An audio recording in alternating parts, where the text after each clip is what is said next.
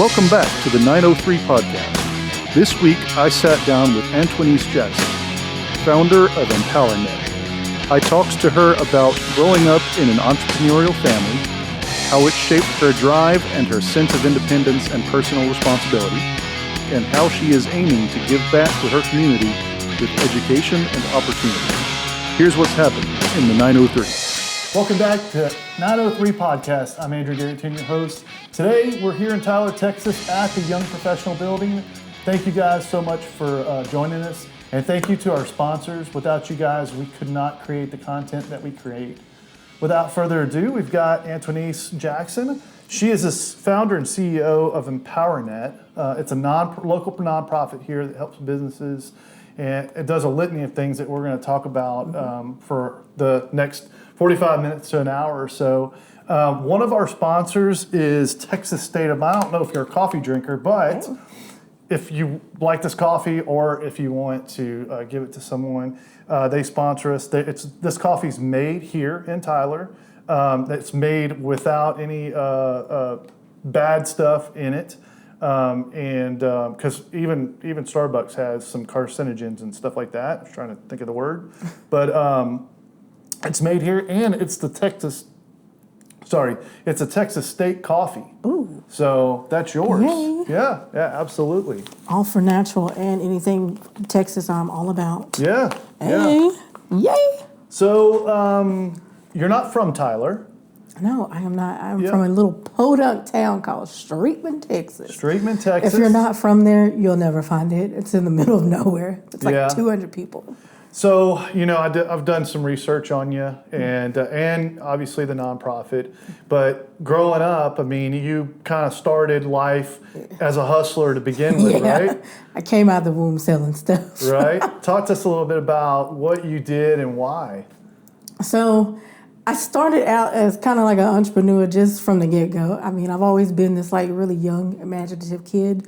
I think my mom always understood the type of kid that I was. Mm-hmm. Like most kids nowadays, parents, like their teachers always want them to like medicate them and stuff. My mom always knew that I was not one of those, so she gave me like projects to do and understood that I was creative. I took that creativity, and then my mom would always teach me about money. So my grandparents were self-made. They would take that and tell me to use it to make money. So I'm painting rocks. And they would teach me how to like go around selling those rocks to people. She bought me an easy bake oven, which that kind of backfired because I hate cooking now. So I would make these things in easy bake ovens and try to sell those. I think I used to make fake doctor's notes and sell them because I had really good penmanship when I was a kid.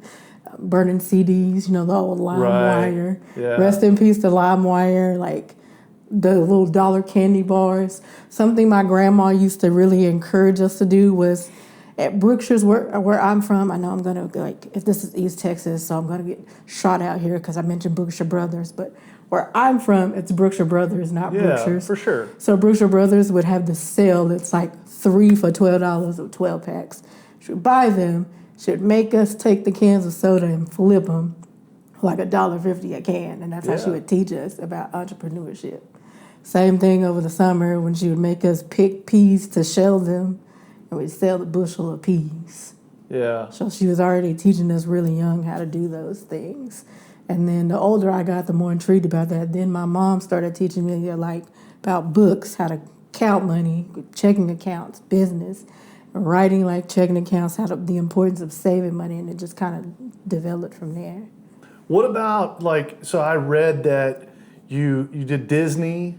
Yeah. I forgot about my Disney days. Yeah. Yes. And there's some other things that you got to do, right? You got to go overseas for what? So Disney, when we mentioned being a little rambunctious kid, I got that job because of my personality. I was doing something in class. I was cutting up in class, and it just so happened my professor, her college roommate was like a recruiter for the Disney college program. Mm-hmm. She came to me and she was like, I think you would be really good for this. And I thought it was a joke. And so I just went auditioned for it. I didn't think anything of it. And we thought it was a scam. My mom thought it was a scam too until contracts from Disney started coming to our house and stuff. And we're like, oh, okay, this is a really legit thing. Because at first my mom was like, you're not moving to Florida. We all thought it was fake. And then once we realized it was real, she was like, okay, I think this is an opportunity you need to go to. And really, it just came to play, but just because I was just being stupid, doing something in class, just being myself and my personality. I will say that is one of the jobs that gave me the most solid foundation for being an entrepreneur and business. That one, and I would say Chili's, probably gave me the most solid business foundations other than what my family has taught me. And people are like, Chili's, like, I think Disney and Chili's like taught me probably the most. What was it about them? For Disney, it's how it's ran. Yeah. Everything from Disney is well thought into, from just how you say hi to people. Yeah. From how you sign. I mean, we had to take a class just on how to sign autographs. We had to take a class just on how to greet people. Yeah. Like everything they pay so much attention to detail in that. And then for Chili's, it's really just about the customer service aspect of it and how you help to make your guests the number one priority. So with them, and then I also learned like a good work ethic, the togetherness with that. That was my longest job. I was there for like 14 years. Wow. And with them, we really became a family. Like some of those people that I worked with ended up becoming some probably of my closest customers friends. too. Yeah. Exactly. My customers, they kind of pushed me out into doing things. My bar business, I started my bar company because of my regulars. They're the ones that encouraged me and pushed me to do that. Because I was back there bartending, and they were like, you know, you can make more money doing this on your own. And I had never thought about that. And them pushing me to do stuff like that. And then that's a good thing about working in a bar. You get to meet all kinds of people. Yeah. They all bring you like tips like from to different talk. walks of life. Yeah. And they all get to telling you stories. So you get to learn something from everybody. Yep. So I took all those little tips and things that people were teaching me up there, and I just applied it to everything that I've had since then. How do you end up in finance? Well, finance, so my degree is actually in multimedia and marketing. I switched to finance because when I decided to leave Chili's, I said, well, I don't want to be a 40-year-old bartender, but I wanted to do a career that helped more people that look like me. And there were two things that my community, the black community, is really bad at, and that's the legal system and finances. I had burnt myself out with school, and I said, I can't do another 3 years of school, so I don't want to go be a lawyer, because that was one of my first choices. So I said, I'm going to try to go to finance and teach us to be more responsible about money, like how my parents taught me. I have an 800 credit score because my mom taught me when I was like 12 years old about money. Yeah. So if I can get in here, if there's more people who look like us in this career, then maybe we'll start to pay attention more. And it's just, and a lot of it is also lack of resources. What did you find by doing that? What was a disconnect, or was it more? I find as generations pass that, and it's not, so to me, I see it over the spectrum that so when I was growing up, if I wanted to write a book report, I had to go into the library, check out a book, read parts of it, and then make my book report out of that. The kids now, they can Google it, and it's 0.3 seconds. You can get a lot of information, or you can get multiple links, and so it's instantaneous information. And then if I want to Facebook something and find it, search bar, there's a variety of different ways you can get information, and it's very fast. And so there's an instantaneous feeling that you need stuff, or that you need information, or whatever it may be. And I think it affects friendships and relationships too, because everything needs to happen fast. Everything needs to look glorious. Everything needs to be the top tier, better than Mr. and Mrs. Jones, that type of thing. So for me, You don't have to stunt online. I see a lot of irresponsibility because they want instant gratification. Exactly. They need something, they want something to make themselves look better, feel better, and so they overspend. It's more so they're thinking about short term versus long term. 100%. And I was taught the long game. Yes. I'm learning from like investment accounts, 401k. these kids today, they don't even know what a 401k account is. You'd be surprised how many people don't even know that they can sign up for benefits at their job and they're automatically getting things in their retirement. They're so focused on the short game and instant gratification, they're forgetting about stuff. And I'll use my own personal situation as an example. I recently got diagnosed with an unfortunate health issue. And I had to go, it's been about a year that I had to go out of work where I wasn't making any income. And I had a friend, she asked me, how have you been making it this long without any income? Well, it's because when I did have money, I put it up in investment accounts and savings and CDs. Yeah. And so I was able to pay all of my bills for like 10 months, 11 and a half months. Right. And everything got paid because I made smart money choices. The best way I can explain the long game. So it's hard to explain to someone who wants instant gratification what the long game is. Right.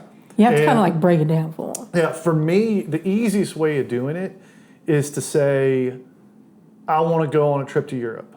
Okay, where do you want to go? Well, I want to go to Rome. Okay, great. Where else? You want to go anywhere else? Yeah, man, I'd love to go to France too. Okay, cool. Where else? Anywhere else? Yeah, I want to go to Madrid or Barcelona. Okay, great. Let's go. That's the mentality. Is, hey, let's just go. We're going to jump on a plane and go.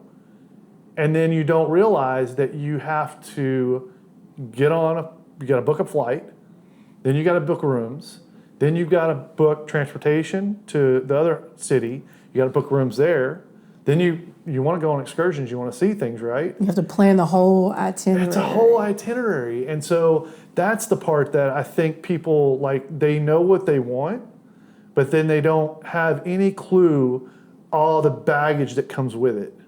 But I also think that people feel like it's more work than what it actually is. People don't realize that you can start a basic investment account with $5. Like one of my accounts is just $20 going in there. Right. That's just what it is. $20 are going in there like every 2 weeks. People don't realize you can just do something with that. And what usually happens is you forget that it's just going in there because it's a small amount, like $20. And then when life gets to life, and hey, here's some extra cash that you have going on there. Oh, look, there's like $2,500 there. Yeah. And I didn't realize it was there. So I always suggest to people, go to your bank, grab a financial professional, grab someone who is well-versed in it and ask them, hey, what are my options? I want to look at other options other than just like a basic savings account, a regular CD. What kind of options do I have? Or I have kids. I want to talk about a health savings account for my kids. I want to talk about youth savings account. I want to talk about establishing credit for them. There are ways you can start establishing credit for your children when they're younger. My mom started for me when I was like 14, 15. She got me a student Capital One card. So by the time I graduated high school, I already had a credit score of like 700. Yeah. Yeah. Now, I say that parents, teach them how to use it responsibly. And I'm also say this too, don't be opening stuff in your kids' names. Do not go rent cars and stuff in your kids' names either. I know some of y'all be doing that too. So I want to make sure to throw that out there. Because we do have irresponsible parents that will do that too, messing up their kids' credit. Right. But I think in my community, financial literacy is a huge problem. A lot of it is lack of resources. You have to put us in spaces where we can get the knowledge. And more financial literacy courses, like being acceptable to us, we can do that, and putting it in schools, because they don't teach it in schools anymore. Yeah, I think that I think it's generational too. You're right. You know, back whenever I went to school, they taught us how to write a check. That's about it. I'm glad you mentioned We don't that, wanna because write a check. that's something I always think about, because Yeah. I have kids that are part of my program, like they don't teach them how to write checks anymore. Yeah. I've had people that I've waited on in banks that didn't know how to write checks.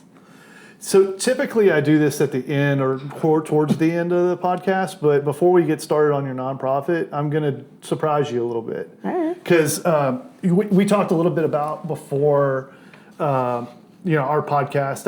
I wanted to reach out to a couple people that you knew, and I didn't get to connect any, but I did get to get a sense of like how your upbringing was, and so I kind of looked at your mom's social media a little bit, and she shared a post that just kind of hit me pretty hard when I started doing my research about you.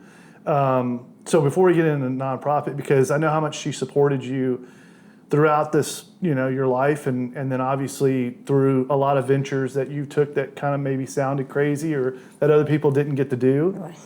So, but I also know that she was the pillar where you didn't have the second leg, right? Right. And so anyway, I just thought she put this on her Facebook page, and I thought it was a great I don't testament. imagine what it is.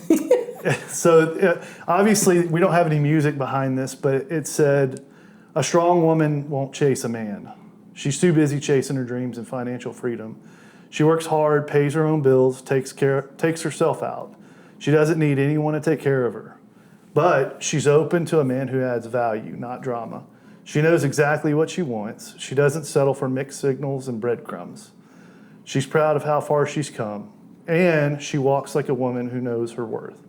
While others wait to be chosen, she chooses herself every day. She doesn't care about gossip and people's opinion. She's too busy building something real. She takes care of her family and still shows up for her work, her goals, and her dreams. No man can break her spirit. No challenge can shake her purpose. She sets boundaries and keeps them. She knows when to say no. She braces enough to step outside of her comfort zone, strong enough to face her storms alone. She's been through enough to learn no one's coming to save her, so she became her own safe space." Pretty cool. Barbara's pretty... That sounds like her. Yeah. But I mean, I think it's a testament to kind of the environment that you came up in. And that's pretty special. Like, not everybody gets that. So I think there's an element of that too, that puts you out in that space and with a mentality. But you also had to be receptive to listen too. Very receptive to so my mom is one of 8. I say 9 because I have a bonus uncle too. So there's a lot of opinions. Yeah. And there's 6 girls. All of them are very headstrong women. I like to look at it as like Thanos is the belt. And I guess you could say that my grandfather is like the main infinite stone. Like, all of them have very strong personalities coming at you. But I've taken something from each and every one of them that has helped me throughout of my life. So it's like 6 very strong personalities from 6 very strong women. But resilience comes from one, strength comes from another, compassion comes from another one. And you tie all those together, and it does make for a really strong woman who can stand her own. Because a lot of my aunts were single women who had to raise kids on their own. But it also gave us the foundation for us to stand on our own 2 feet and allowed us to be entrepreneurs. Because a lot of people in my family are entrepreneurs. But a lot of them are also entrepreneurs that had day jobs too, because they understood the importance of having both. Yeah. And they've set their kids up for the future. That's something that I really value in my family, how I really enjoy, and this is the lack of things that you don't see anymore. And I love that my family has the generational that we have, like the land that gets passed down, the cattle that gets passed down. It's cattle and livestock. I love that we have that mentality, and I hope that's something that will continue to move forward. I think more people need to try to strive for that whole generational wealth type of thing.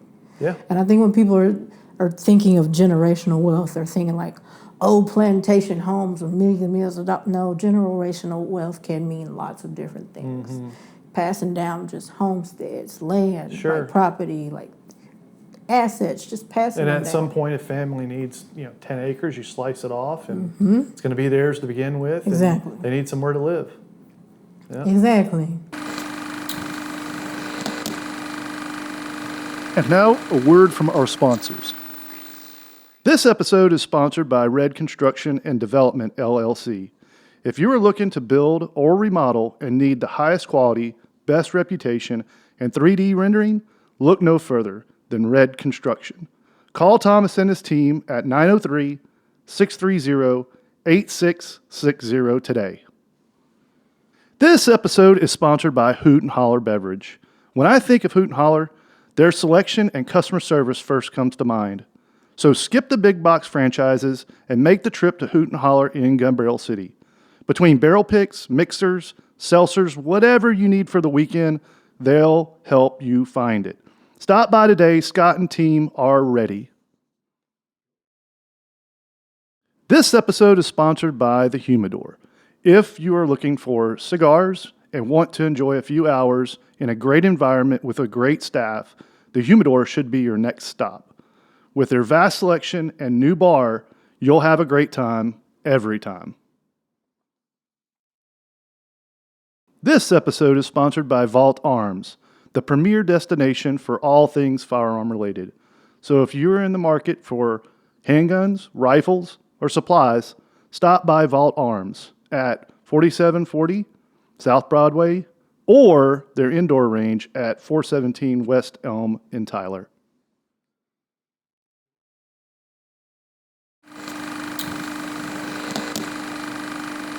Now back to the 903 podcast.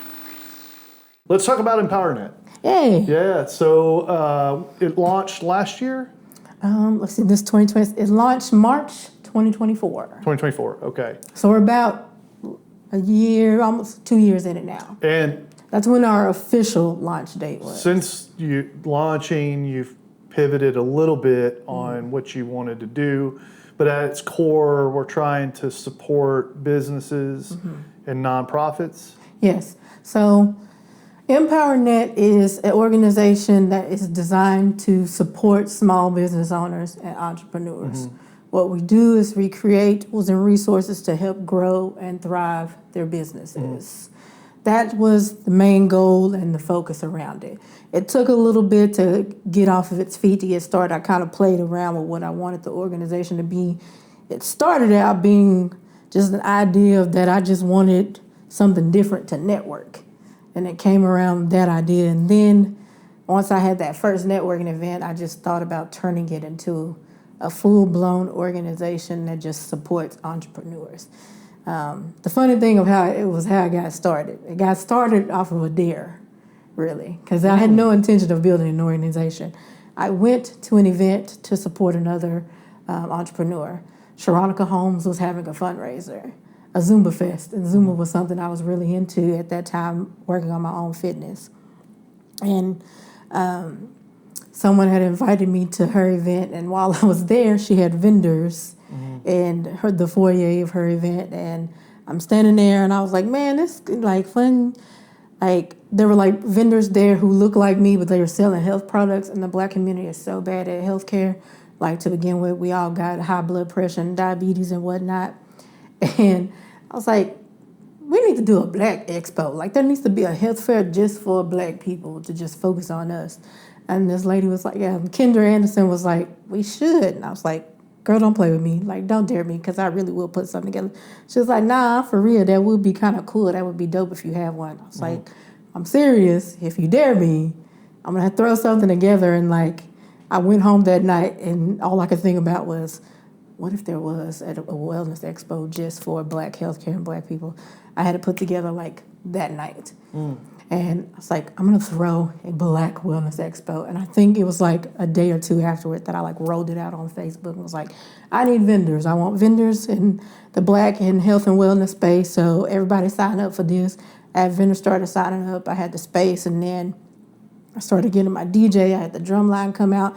But this way I wanted it to be different, because usually most vendor events, it's usually people that just sign up trying to sell stuff.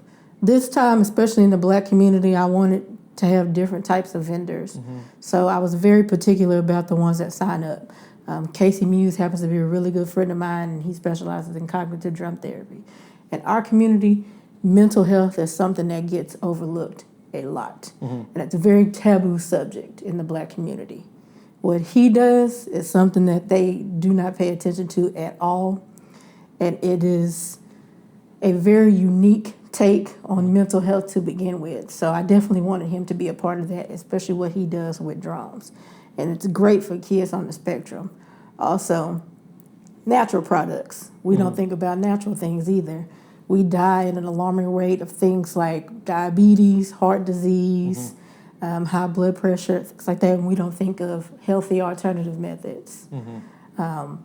CBD, that's something too that's natural, and people don't think, they think it's weed, and it's more different than that. So it was also about bringing things that normal people don't think are health related outside of the box to the forefront of the Black community. Yeah. And introducing that to us, but also letting us know, like, we need to take our health important. Why are we dying at an alarming rate of some of these diseases than other races are?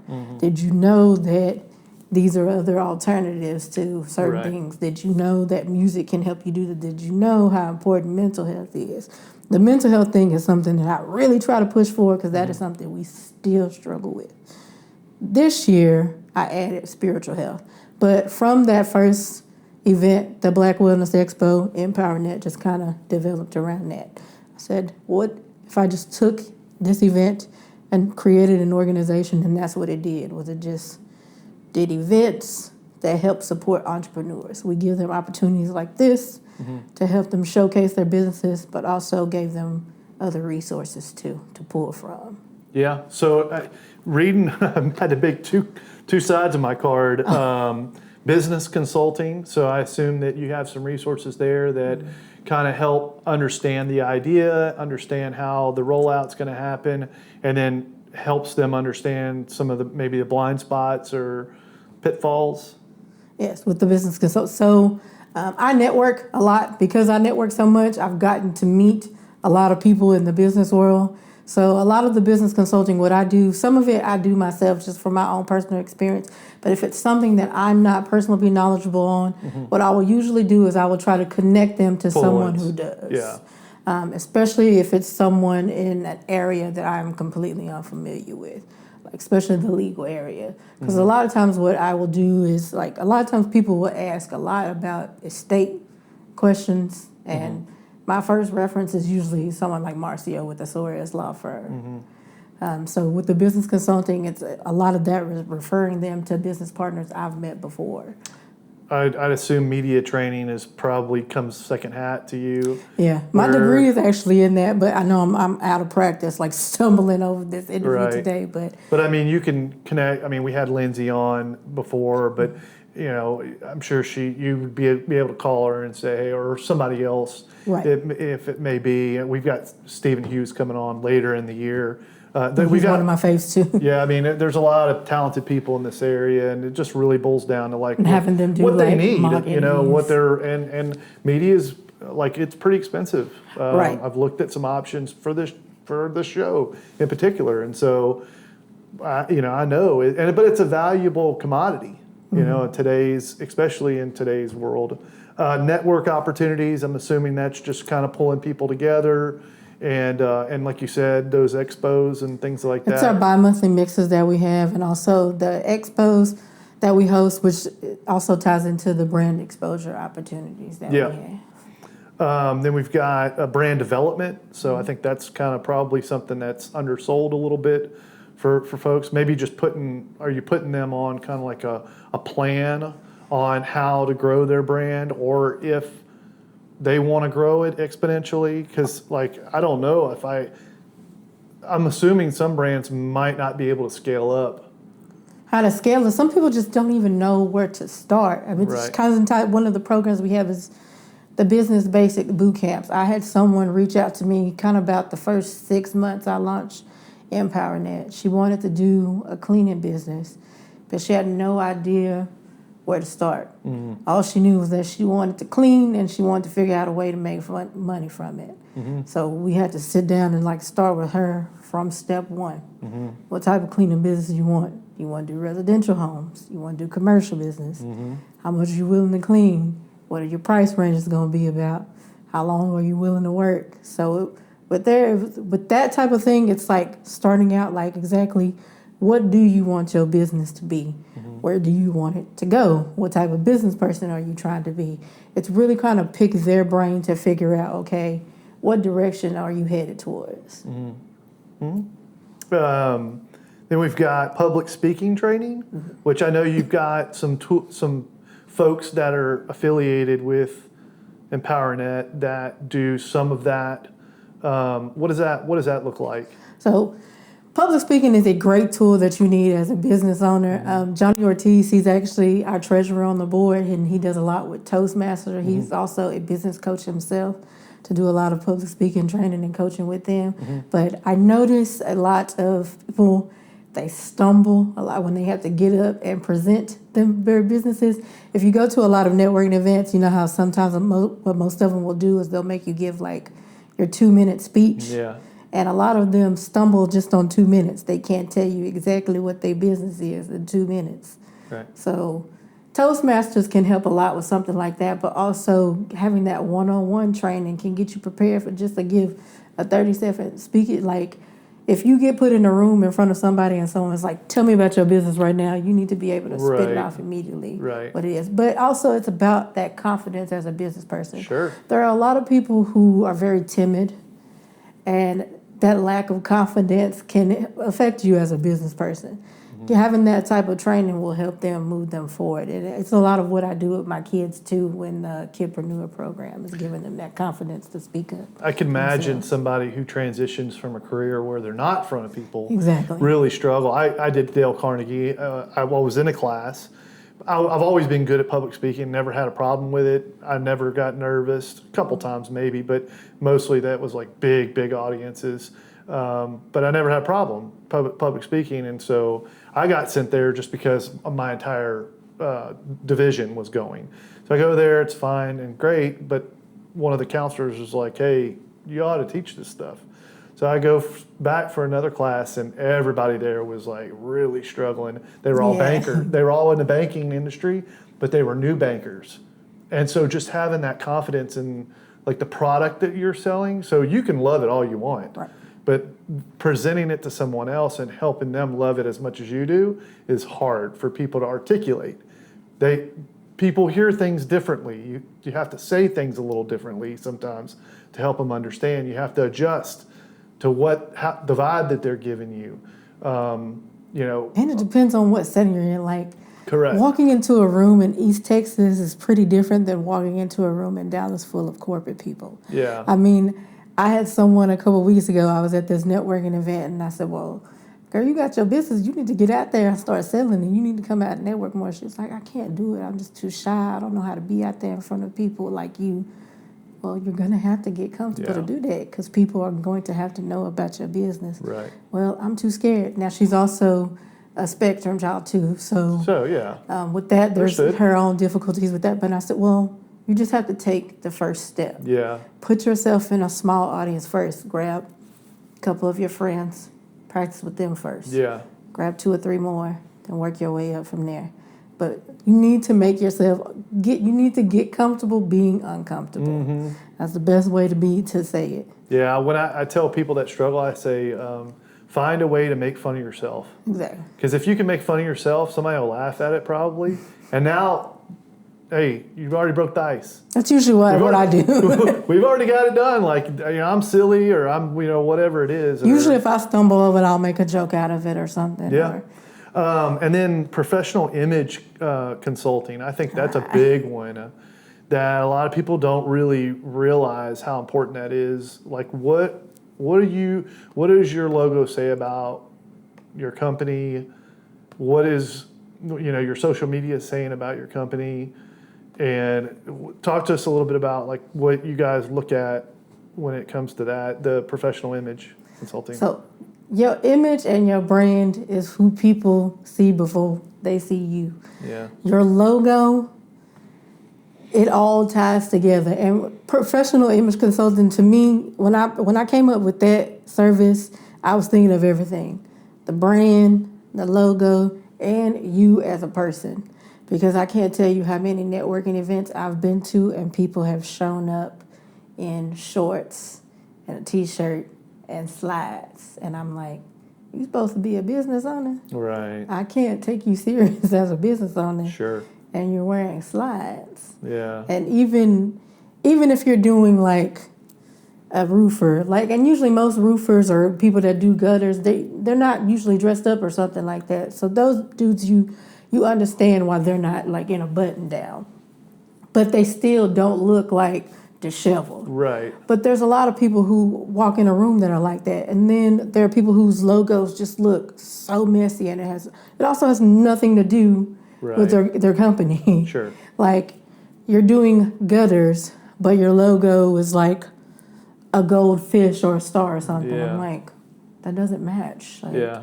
you need to make your image it needs to tie together and all be one package. Like, you have to think about it as one sole entity.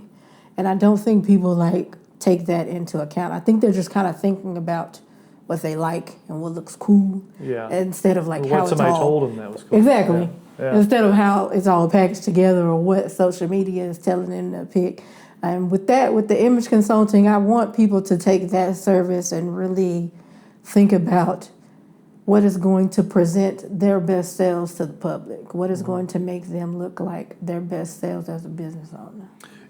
This is all nonprofit services, but are there like fees associated with this, or are these things that people come to you and you just connect them, or how does it work? Yes, so the consulting services, depending on which service you choose to get, there are certain fees with those, as well if you decide to participate in the vendor events, depending on which ones we have, there are fees for those, but all of it goes right back into the organization. Sure. And right into development of future programs and future events. Yeah, for sure. So like Kidpreneur is an academy that's coming up. There'll be a small fee that goes back into the nonprofit, correct? And what do you teach at Kidpreneur? So the Kidpreneur Academy is basically a 4-week program that is just going to teach the kids how to be entrepreneurs. It's everything from like business 101 to how to pitch and sell. So it's going to teach them everything from the development of a business, but also public speaking and confidence building, especially as a 12-year-old. It's going to teach them financial training, how to count change back, how to correctly calculate taxes, how to calculate money, things like that. I think we also have a class. One of them is going to be on pitching and selling as well too, and then just business basis. We have a couple of business owners in town that are going to be teaching those classes. I myself is teaching one. Johnny Ortiz is going to be teaching another one, and then hopefully we'll have a couple of guest speakers. That academy has developed off of our Kidpreneur Business Expo that we had in the summer. That one was kind of based off of my own experiences as a kid, and I thought it would be nice to have a little business expo. You see a lot of places doing like kid business expos all the time. I threw one, and these kids had better businesses than adults. And I was like, they're really cool, but their parents and me hearing the conversations that the parents were having, they were saying that the kids didn't learn a lot of these things in school. So I thought, well, what if we just taught them these things they're grading themselves? to tests. Exactly. 100%. So it's all standardized tests. And for sure. They don't know how to calculate things by hands because they're so used to having a phone. Well, what happens if the phone crashes and all the internet goes down? You have to be able to manually calculate this. Yeah, I think customer conflict resolution would be a good one. And I'd be very interested to see how a kid that's 12 or 13 years old manages through that, because I got a feeling that they probably might do better than some adults that I know. Yeah, it's in one of our business. I think it's in the first class that we have, the business 101 class that we have. Is how they're going to handle conflict resolution. We might have you come be a guest to be same with an customer employee. with That's even harder because you have that confrontation. We'll call it a confrontation. It's really a lot of times it's just teaching and training or setting boundaries, and then you got to work with them in the 4 walls for the rest of the day. That's tough. I'm curious to see how some of them are going to handle that, especially how they're going to talk to employees, because a lot of them, they're working with siblings. So I'm not sure if they're going to take it seriously because they're siblings. So I'm curious how that's going to go. And then, like, if I'm waiting a table and I know they didn't ask for cheese, and they say they did, how's that gonna, like, what's their initial response? no, you didn't say cheese. Or are you going to just resolve the matter and Exactly. say, you know what, the cheese doesn't cost that much? Like teaching them how to think before reacting. Correct. And I learned that the hard way my first couple years of management, but to give that skill to a kid could elevate them very fast. Because that's what managers do. They solve problems a lot of times. This group, I'm interested. They might do well because I've noticed I have a lot of, like, the first 2 years I did Kidpreneur, a lot of kids signed up. They were homeschool kids. And you're starting to see a lot of trends towards that. Yeah. I mean, obviously, there's some risk for sending kids to school these days to begin with.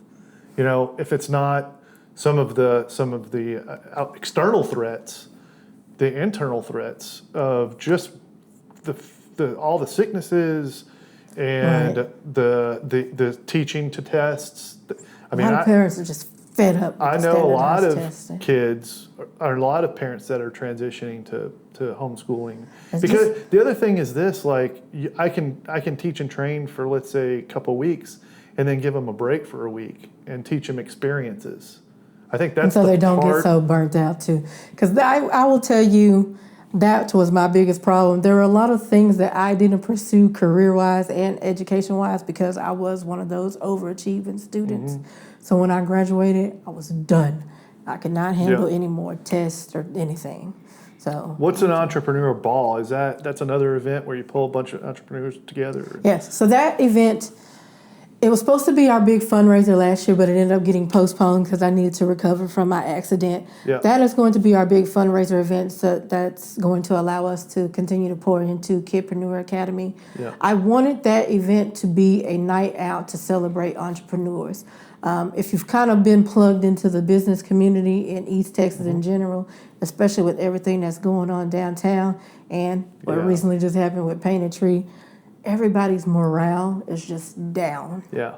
I wanted to do something where business owners could come out and just have a night to just have fun. Definitely want to invite there. Yes. I could be Phil. My podcast will be Phil for 3 years. Right. So the idea and the dreams that I keep having about this event, because I have a lot of like daydreams about this, is just a big party for entrepreneurs. Don't forget about what bills are due the next day, what the inventory is looking like, what the debt is. Come out, have a good night, enjoy some good food, celebrate with friends, and just enjoy and have a good time. Yeah. We also want to celebrate entrepreneurs that are actually making moves in the community because, and I'm going to say this, I know it's going to ruffle a lot of feathers. You see all these awards and things that are going on around town. If you've noticed, they're kind of a big popularity contest, and the same people just kind of keep winning them. Yeah. This is going to be a way to recognize, I think, some people that kind of get overlooked. Yeah, okay. Because there are some people that I think are making moves in the community that never get recognized, and they need to. Okay.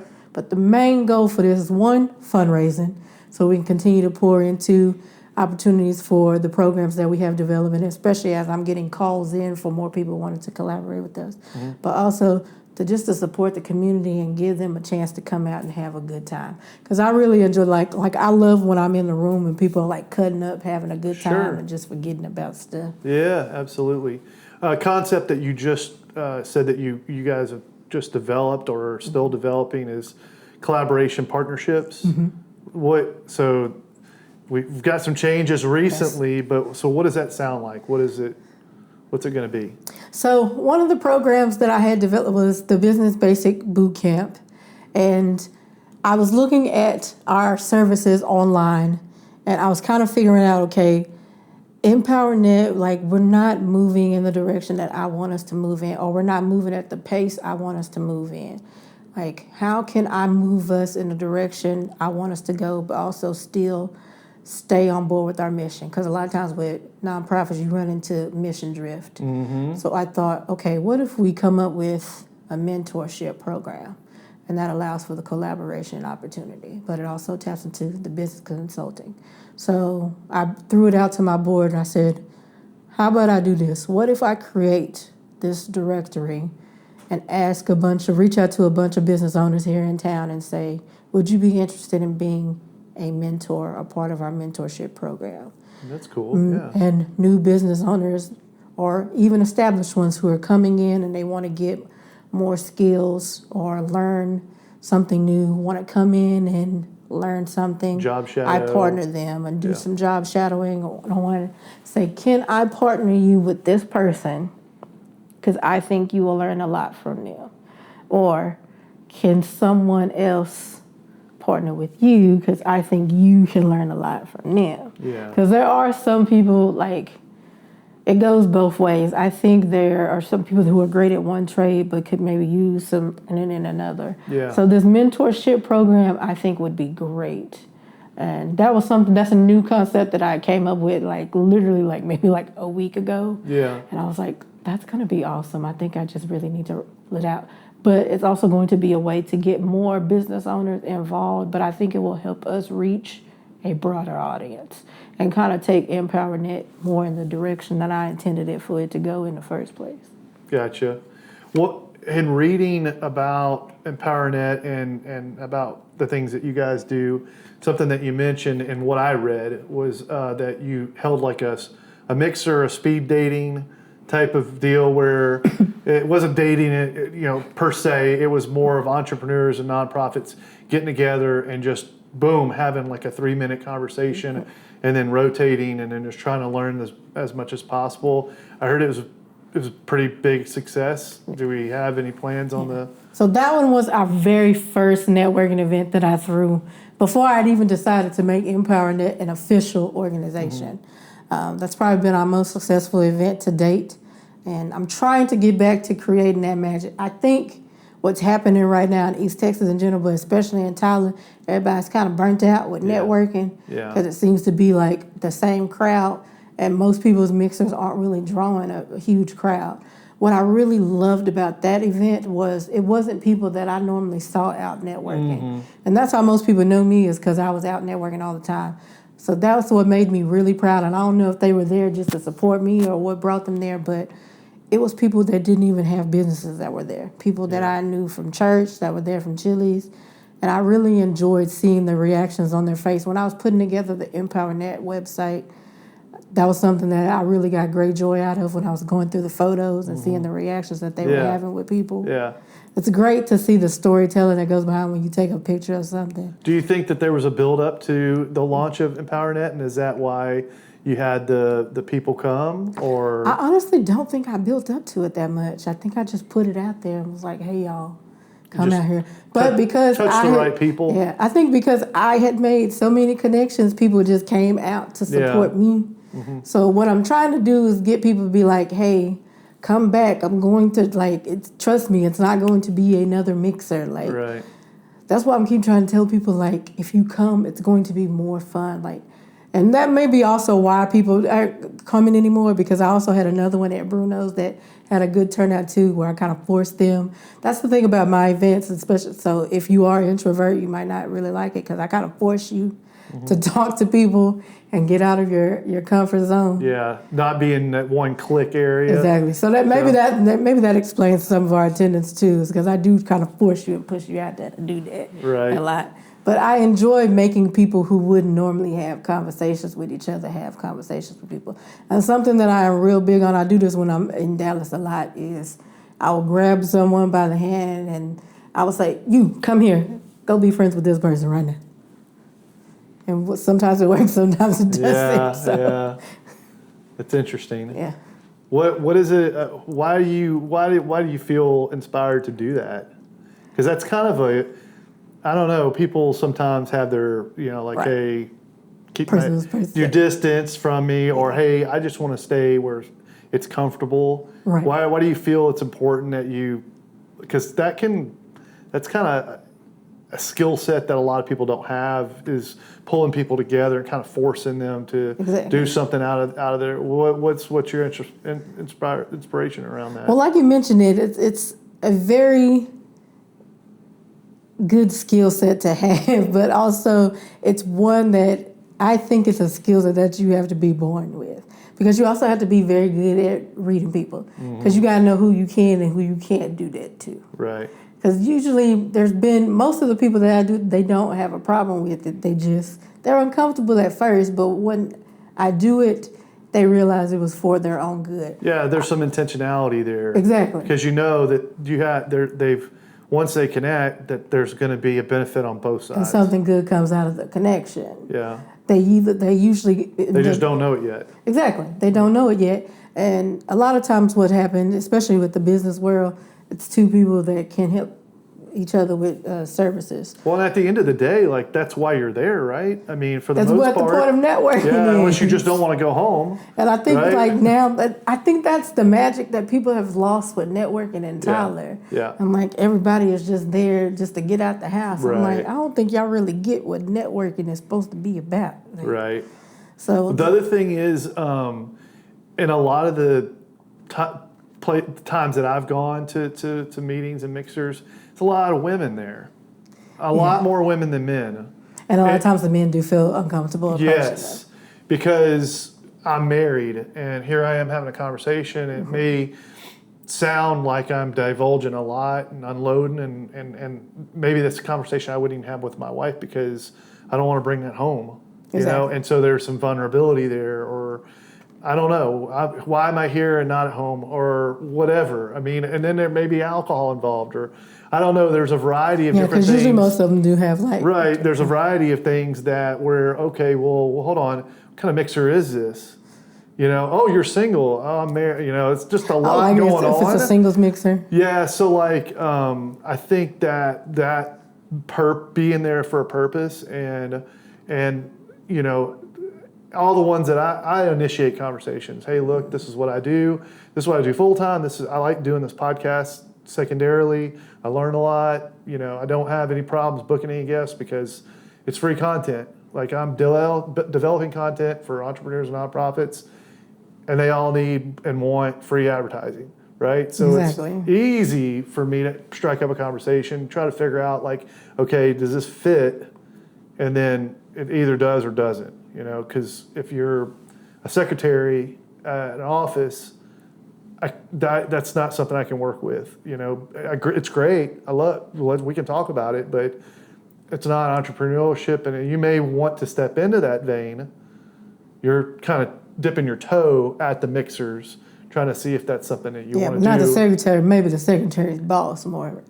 Or the secretary that wants to move into entrepreneurship. Yeah. And maybe they have a side hustle that they are doing out of their garage and they want to scale it. And so they go to these mixers to try to figure out, like, is this something that I can do? I don't like to talk to people in public, so they're testing the waters at these mixers or at, you know, these partnership events or whatever it may be.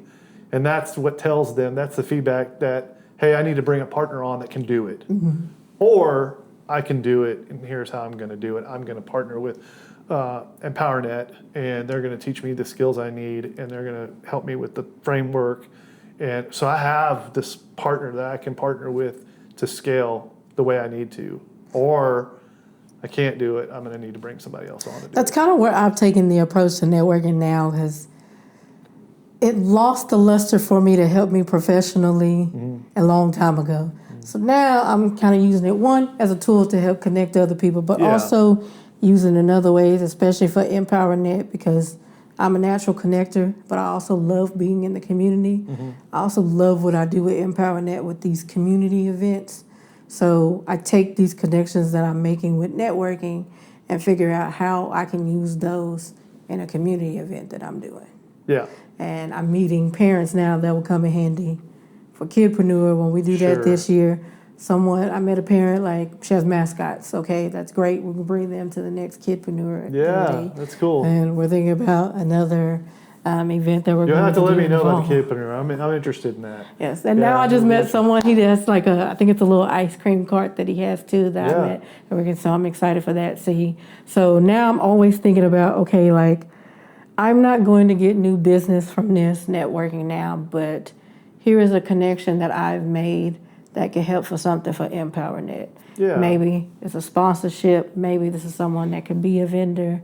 Maybe this is someone that could perform because they have a dance team. Right, but there could be, one of the stories you said was in an article that was recently published, was that you were at a networking event and there was a lady that stood up and said, hey, I just created a business and I don't know, I don't even have a business card. And you were like, oh, I just do digital. I mean, Yes. And I'll just create you one. Oh, the one where I did it right there for? Yeah, yes. But I mean, sometimes those mixers provide those opportunities to where you're helping someone who feels helpless or that doesn't know that there are so many different tools available, and you have that toolbox already available. And that's something that Empowernet can help them with too. I actually think that happened here. Yep. I want to say it was at a chamber event in Tyler. It was either that or downtown. Yeah, she had just come out. She had just started her business, and she hadn't quite gotten her business cards ready yet. So she was telling people about her business. She was like, I don't have my cards yet, but here's what I do, and here's my phone number. And I was like, girl, just make you a digital business card, like right here, and just go show people to scan it. She's like, I don't know how to do that. I'm not real great at technology. I was like, girl, give me your phone. I'll do it for you right here. For you. She's like, what do you do to it? I said, you just scan it. You just send it to you. But you can do that. I mean, that's part of what you do, you know? But that's also like, and that could be, that's one of the resources that Empowernet does too, because we also host workshops and classes. We've got one coming up specifically on AI that Sarah McCassin is going to be leading on how AI in the future that's going to help you with your business. Yeah. This class is going to teach you how AI is actually going to be a benefit to your business, how you can use it to help scale and improve, use it as a tool instead of a way to help you be lazy. We've had one on taxes before. We've got one on QuickBooks. And one that's coming up that people don't think about is a soulpreneur wellness one. This one is about the entrepreneur taking care of themselves. It's a self-help stress relief workshop for all the entrepreneurs to just de-stress. Awesome. That one. I love that. And we had one on strategizing content, and we've got a couple more coming up. So be on the lookout for our workshops and classes. The AI is going to be May 25th at the Foundry. Yeah, love it. So keep your eye out for that one, and keep your eye on the ones to inhale and exhale, the solopreneur one, because we'll be doing some integrated breath work and whatnot. Yeah, love it. What's next for Nisi? For Nisi? Yes. Well, Nisi is going to make a career change, so because of what I do with Empowernet, I keep getting a lot of buzzes of people reaching out to me to help them plan their events and whatnot. So we're thinking about stepping into that realm. I still want to maintain my finance degree, so I'm going to do both of those. But anyone is looking for event planning, event management, program directors, I am moving into that realm too. And most importantly, just growing Empowernet. We're also looking to expand that outside of East Texas, working towards Central Texas and Dallas right now. Yeah. We've had a couple opportunities from people reaching out to us from organizations in Dallas that want to collaborate with us, especially on our youth programs and going that. So that is the next step. Sweet. We like to end our podcast with shout outs, which is kind of a good feeling way to end our podcast. And so anybody in particular you'd like to give a shout out to? We've talked about a lot of people. I tried to work them in. I shouted out to your mom, so like I have to give her another shout out. I don't know. She might get mad if I tell people before it's officially announced that she just won her election. So I don't know if I should say that. So of course my mom. I'll shout my mom out. All of my aunts. I guess I'll give them a shout out too. The rest of the Power Rangers. We'll give them a shout out. Of course, all of my board at Empowernet. I can't do anything without them, and support their businesses. We've got, Deanna G. She is the Next Level Financial Solutions. She is my credit specialist. Since my day job, selling mortgages, she was a great partner with to help you get your credit up. We've got Bobby Terry, who is with Inclusive Lending, and she does all your mortgage and home loans. Of course, we have Mr. Johnny Ortiz, and he is our public speaker and business consultant, and a lot of the services, he helps us with those too. Deanna does as well with some of our financial training. Keith Gordon is with Goosehead Insurance. We have Nicole Gandy. She is our director of youth programs, and Nicole's son, Gideon, is the owner of Bunky Twist. He's actually one of our kidpreneurs, and Gideon is one of our successful kidpreneurs. The kid has been on fire since he did kidpreneur. He's gotten bookings all over the place. I know he's done some state contest, and I think he's got other stuff coming up right now, and he's on fire right now. So Awesome. I would reach out to Bunky Twist if you have any party needs right now. Yeah, it's awesome. So Well, thanks so much for coming on. I really appreciate it. thank you so much for having me. Yeah, it's been almost a year in the making. Yes. It was last May, late last May, that we connected, and glad to have you on. I'm glad that finally make it. Yeah, appreciate that you telling your story. I would like to say a shout out to my parents. Married for 51 years, which is amazing. Doesn't happen a lot. Happy these days. anniversary. Yes, it was in March, and I actually And you forgot. apologize. Well, I apologize at the end, but I just got to visit them over the weekend. It's just awesome seeing them doing well in their 70s, and appreciate you guys and what y'all did for developing me to who I am. I really appreciate it. And thanks so much for coming on again. Thank you so much for having us. And for more about Empowernet, check out www.empowernetTX.org. Yes. All right. We'll see you next time. Thanks so much. Thank you.